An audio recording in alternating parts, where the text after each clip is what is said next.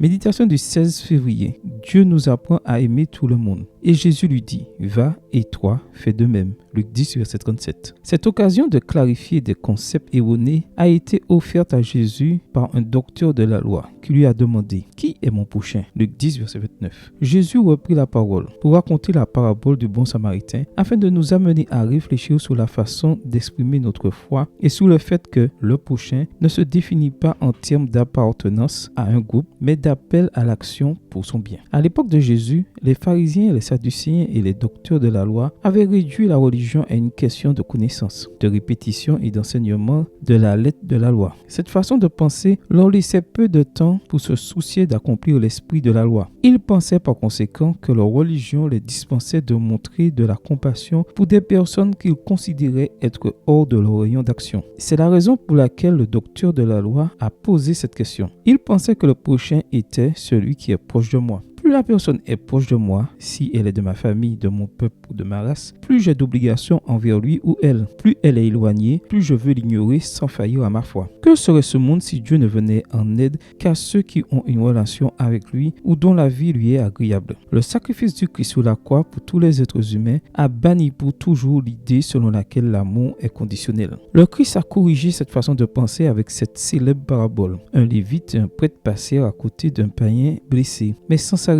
car en chemin pour accomplir leurs devoirs religieux. Puis un samaritain que lévite et prêtre regardaient avec mépris eut assez de miséricorde et d'amour pour s'arrêter et secourir le nécessiteux. Puis Jésus a posé cette question: qui a été le prochain du blessé? Dieu nous dit ici que la foi doit s'exprimer par des actes concrets. Une foi sans les œuvres est morte. Voir Jacques 2, verset 17. Dieu nous montre qu'il ne nous incombe pas de choisir qui est notre prochain. Nous trouvons un prochain partout où une démonstration d'amour chrétien est nécessaire. Le monde a besoin de personnes qui ne demandent pas qui est leur prochain, mais qui deviennent le prochain de tous en agissant par amour. Allez, faites de même. Amen. Bonne journée à vous et que le Seigneur vous bénisse.